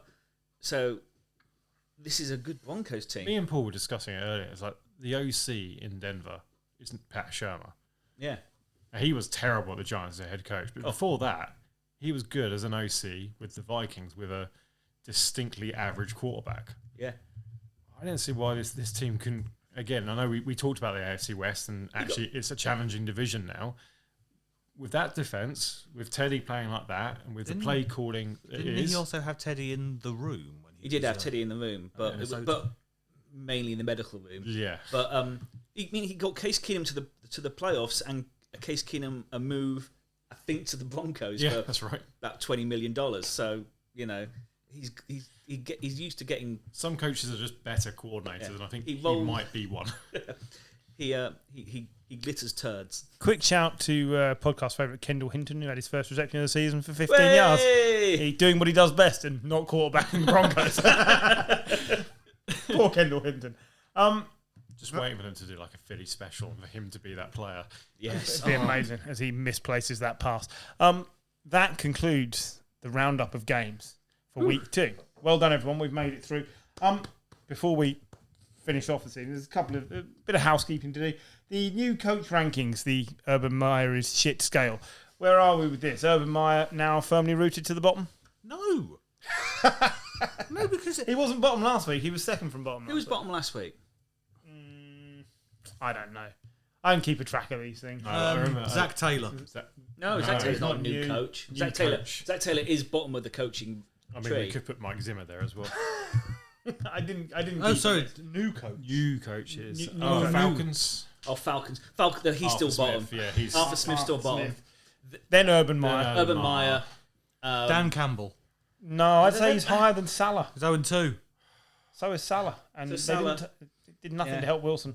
Okay. So Dan and Campbell. as well, their defense doesn't look good. Staley top, Staley's still top. Sirianni. They're both up there. Staley, Sirianni, and Brandon Staley, I think, are all. For me, David Culley Sorry, getting David Culley great as well. things out of a bad Yeah, Texas but team. when your achievement is your team doesn't suck, Have you seen the You'd team? love for your team not to suck. I've made Good, so- promises that I will have to cash. It's going to cost you a whole £5. £15. 15. Did everyone take you up on No, this? this is you three. The Giants fan didn't. Giants fan abstained. Yeah, he just abstained. He didn't say, "Oh, it'll definitely be all right." I was really looking forward to the opportunity to shit on Zach Taylor. I'm sorry. You heard. Is that part of what we started out with the BDSM? That's right. Okay, so Urban Meyer, not quite at the bottom Not of the quite scale at the yet. bottom, but It's a matter of time. John and I are confident. I mean, the fact that I'm growing confident. I have to say. His biggest supporter is throwing in the towel after 2 weeks. Yeah, because I thought at least he's got James Robinson. He can play a running game, and he's completely fucked No, that up. no, he cannot. I mean, the fact that we're going to see, I mean, 3 of them in the UK this year, Oh, that's bad, isn't it? it's and not going to be good I football. mean, the Falcons Jets game we thought would be the better one. But what a... It might be Based hilarious. on current form, it could be 3-3. Yeah, 6-3 Yeah. in overtime. If there isn't somebody coming out at the end of that game and going, and we call ourselves the Aristocrats, I'll be amazed. Niche. Okay, right, moving on from there. Point after. Anybody got anything to bring up that they feel was missed? Taunting. Taunting. I want to see more taunting. I want to see more taunting. But not called. Oh, I like taunting. And as wanna well, see- I wanna some of the taunt, there was a lot. I think it seems to have been like a thing from the league to call more. Yeah, it is. Yeah. But some of them, like if someone like spinning the ball, is that a taunt? That's not taunt. There needs to be a divide between taunting and celebration. If someone came up to you in the street and spun a ball near you, I wouldn't think. I'd throw a flag at them in a very camp I manner. wouldn't think. Fuck, I'm being taunted here. I'd be throwing a flag for Harbaugh. He tried to start a fight with Jackson. That was more taunting It's than spinning a ball. But the NFL seemed weird on these things. They banned like dunking the ball over the Yeah. crossbar. You're like, Isn't it why? because somebody broke the bar and it caused the game to be delayed? I believe that was why. But That's a freak accident. yeah, of course. they like to remind us that they are the no fun. No, league. funny. The taunting is funny. If you stuff someone behind the line of scrimmage and we hear it on the telly and the guy's soul leaves his body and you want to stand over him and twerk, I think that's hilarious. You just grounded the guy. I mean, yeah, Don't they want it to be entertaining? No, apparently not. that's it. Yeah. I don't care about sporting You integrity. shouldn't taunt players who are injured. If somebody's injured, that's a shame and it should be respectful. But other than that, if you tell me that. punch the ball out and you win your team a game and you want to taunt the opposition, you go for goal. That's what the problem is. A couple of years ago, Juju hit, I think it was a Bengal, basically with a head-to-head. Perfect. Perfect. I think we hit head-to-head, Yeah. and then stood over him, taunted, and like I don't think it was called. Oh, yeah, that was it was a nasty. Yeah, I remember that. That I don't like. I don't like to see that because that is. But I mean, some of Burdick this- had it coming. oh yeah. But some of this stuff, That's why it wasn't called. I think is. But that goes with the rule of, was it Vontae's perfect? No, it's fine then. Yeah, right, do what you want. Effectively a cricket free hit. Literally the perfect rule in the manual. Yeah. There was too much laundry being thrown for just stupid things. It's a waste. It's ridiculous. I want to bring up the Titans kicking situation. They're on their 14th kicker in 5 seasons. It's overall kicking, isn't it? And again, Yeah. like okay, taking a kick. There's enough pressure on a kicker taking a kick, especially at the end of the game, to win a game as it is. I don't understand the philosophy or psychology around putting more pressure on that kicker, with him knowing that if he misses that, he's probably going to get the sack. Greg that Joseph. can't help. We were talking about it earlier when Crosby in Green Bay missed 4 field goals kicks. in one game. Yeah. And yet he's still there because they Still stuck there. with him and he's missed 3 in 2 years or something. Exactly. And that surely that gives the kicker more confidence, and that can only be a good thing. So yeah, it came up from the conversation we were having about the Patriots, which is another reason Mac Jones, besides the running game, isn't having to open the playbook, is because Nick Folk, from 45 yards and in, has hit like 30 consecutive field goals. Now, Nick Folk is not a sexy name in football. He's some chubby 40-year-old bloke who jogs out there and hoops the ball, but it's working. How many touchdowns did they score at the weekend? The one Damien Harris, and the rest was all kicks. But there's plenty of teams that can't make that many kicks in a row, and that's a problem. There's one thing I like about the Giants, because we don't do much well, but we always stick by our kickers, and they're accurate. Yep. Aldrich Rosas was one of the most accurate kickers in the league and went to the Pro Bowl. Yep. Gano last season was 97%. Yeah. Is he still your kicker? Yep. Yeah. If just showing a bit One of of our fun. issues is not kicking. It's No, kicking. Everything else. Yeah, but I think it's to say it's They should if you stick know with that your kickers. next kick could be the end of your career. It can't be easy. it's not going to help. There's Is it? 32 teams and about 90 professional kickers floating out there, so they just go round in circles. Do you think it'll ever get to a point where like a team's going to get a reputation and kickers are going to go, I'm not going to sign for them? Yeah, the Chargers and the Chargers, Titans. yeah. Because if I miss one kick, I'm going to be out my arse again. It can't. But in 6 weeks, I'll be back. Yeah. In comparison, if you saw Match of the Day this weekend and you had Mark Noble coming on to take a penalty in the last minute, missed, and I'd just be like, imagine if you just David Moyes turned around and went, yeah, sorry, mate, you're fired. Sorry, mate, you cost us the game there. It's a different sport, but what was the point of that? You can't bring on a guy whose only touch of the game is going to be to put the penalty in. It just doesn't work. We saw that in the Euros. It doesn't work. But anyway, it's hard enough. I know Gary thinks that they're paid enough money just to kick a ball, but if they put the pressure on that each kick could be your last, then you're probably going to miss more than you're going to put through. You take this players who now have a reputation for being terrible, just purely based on like 1 or 2 high pressure kicks. Who was the kicker at the Bears? Bengals. Cody Parkey was the double doink, Cody Parkey. and Blair Walsh was the Blair chap Walsh at the was the one, Vikings yeah. whose career never recovered. He went to the Seahawks and just never recovered. Who was the best kicker last year? Sly. No. Who? Chung Wei Koo, who was out of the league. Bombed out the league a couple of years before. Bombed out. What? Yeah, bombed out. Yeah, Bombed he was out, bombed yeah. out. The though. career missile, yes. Yes, Missile, yeah. just checking. It's Because he was a laughingstock at the Chargers. laughing stock. Yeah. And he was terrible. Robert Aguayo was another one who got drafted, sucked. Second round. Yeah. And they traded up to get him as He well. did. Yeah. And then actually he made a career for himself and then disappeared again and then back and disappears. And, he's gone round and round. But I don't know. I think you've got to stick by him the same as you would in players in other positions. Exactly. Yeah. No. It's there's a lot of bad coaching on that aspect and leadership on that. Paul, anything on the Cleveland frown front for us, seeing as you're actually here? No, do you know what? What you said about kickers is fantastic. The only thing I was going to bring up was I still think it's too early for people to make sweeping predictions. Are you going to say it in that voice? It's too early for people. No, apparently you can't do it in that voice. I think it's far too early for people to make sweeping predictions. One of the things that's really frustrated me with this last weekend is the press within the NFL. Like, you go on Instagram and there's so many accounts which just purely are based on Derrick Henry can't do this anymore. Yeah, he can. No. I haven't got a Twitter account, but that was me. No, but I mean, there's so many accounts, and there's people who make a living just based on making wild, outlandish takes. It's week 2.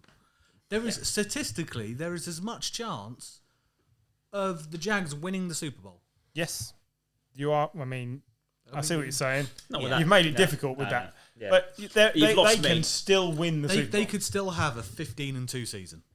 He's not wrong. Not with that coach. All they need to do is run first. But But yeah, I just think it's too early for people to make predictions. And I realise I jokingly made the bets last week around the Giants. I still think the Cardinals are going to do well. Yeah. But I get really frustrated with, like, everything has to be ranked. Everything has to... You go on any type of social media and it's like, these are the best kickers ever. These are the best quarterbacks ever. What's your system for this? How are you judging it? Yeah. well, they're using the Demetric system, so I know how to bring something back all the way around again. Before we go, should we have a look at next week's games? Yeah, I've got one one of in front the of me. yeah. Pick out a couple of games you think are going to be worth watching. Well, Can I go early and say Rams Bucks? I think is an absolute potential barnstormer. Belter of a game. Yeah. Can't wait for that one. I'm going with the home team. Packers at 49ers. I'm taking Saints Patriots because I want to see what Jameis does against the Patriots defense. I don't know if it works both ways on the quarterback front in this game, but actually, I'll be looking forward to that game. You know, a game which could be quite instrumental how this division lines up. Bengals at Steelers, depending on what Steelers team turns up on Sunday. And okay, Joe Burrow is throwing a good few interceptions, but he's still great to watch. And I think he's going to be a great quarterback. There's a couple of games for me which I think are going to be interesting in terms of they will affect the mood of certain teams. You've got the Falcons-Giants, which obviously I'm watching as a Giants fan, but we have to win that one. Yeah. The Falcons, in theory, have to win that one. And the other one is the Raiders-Dolphins. Because if the Raiders move to 3-0, there's a confidence that comes with 3-0. And the Dolphins are a team, but you'd think on paper with what they've done, with moves in the off-season, should handily beat the Raiders. You would think so. So I think those two are going to be very interesting games for me. Titans Colts as well. Both teams who Divisional game as well, isn't it? Yet to really start the season as you'd expect. That could be really interesting, especially if let's see what Colts have to do at quarterback. Yeah, I think that's fair. I mean, I was looking. I don't think it'd be an interesting game, but I think it's interesting to see as the Jets inevitably slip to 0-3, losing to the Broncos. I really like Robert Saleh, but I want to start seeing some progress from the Jets. I like to see a bit of early progress, like we're seeing from David Culley's Texans. There's progress. They're doing things. I'm not seeing anything out of the Jets, and they need to start moving. They have to. Yeah. Anyway, that's enough. I mean, I am also going to look forward to Chandler Jones and JJ Watt just stealing the soul of Trevor Lawrence. I deliberately didn't mention the fact he's going to get mullered again next week. And Urban Meyer sliding to the bottom of the scale. Right, that's enough from us. Thank you very much for listening. Gary may or may not be with us next week. It depends whether we let him back in the club, doesn't it? Yeah, effectively. We can say what we like because we know he never listens all the way to the show. Right, thank you very much for listening. It's good night from us. Bye-bye. Bye.